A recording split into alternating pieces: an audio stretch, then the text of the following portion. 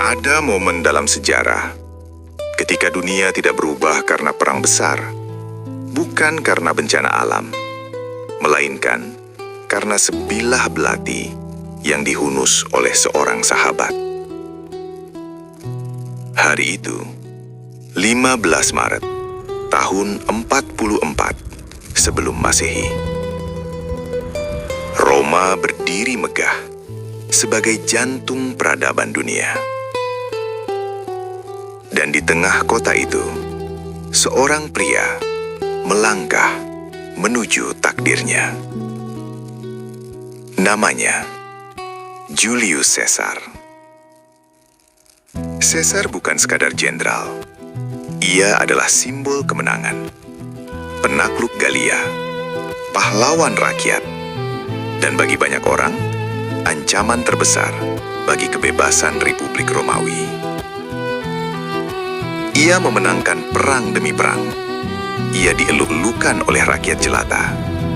Namun, justru disitulah ketakutan mulai tumbuh. Karena dalam sejarah, rakyat mencintai pahlawan, tetapi para elit takut pada kekuasaan yang tak bisa mereka kendalikan. Roma saat itu adalah republik. Setidaknya, secara nama, kekuasaan seharusnya dibagi. Tidak boleh ada satu orang berdiri di atas hukum. Namun, Caesar diangkat sebagai dictator for life, diktator seumur hidup. Bagi sebagian senator, itu bukan kehormatan. Itu adalah awal dari akhir. Di antara para senator itu, ada satu nama yang paling menyakitkan: Marcus Junius Brutus. Seorang pria yang dibesarkan oleh nilai kebebasan. Seorang pria yang dicintai Caesar seperti anaknya sendiri. Namun Brutus percaya satu hal: lebih baik Roma kehilangan satu orang daripada kehilangan kebebasannya. Keyakinan itu akan membawanya pada keputusan paling kelam dalam sejarah politik manusia. Pagi itu, Caesar sebenarnya telah diperingatkan. Seorang perambal berkata, "Waspadalah terhadap Idus Martiae." Istrinya bermimpi tentang darah yang mengalir dari patung suaminya.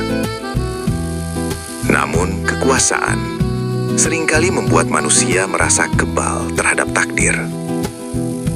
Caesar tetap melangkah menuju gedung Senat, dan di sanalah sejarah menahan nafasnya. Sidang dimulai. Sebuah petisi diajukan. Sebuah alasan untuk mendekat. Lalu, belati pertama ditusukkan. Bukan oleh musuh, melainkan oleh mereka yang ia percayai. 1 tikaman, 2, 10, 23 luka. Dan ketika Caesar melihat Brutus, ia berhenti melawan. Et tu, Brute, bahkan kau juga, anakku. Caesar jatuh. Darahnya membasahi lantai Senat. Namun yang benar-benar mati hari itu bukan hanya seorang pria. Yang mati adalah Republik Romawi. Para pembunuh percaya mereka telah menyelamatkan kebebasan. Namun, sejarah berkata sebaliknya. Roma tidak kembali menjadi republik. Roma tenggelam dalam perang saudara. Dan dari kekacauan itu, lahirlah kekaisaran.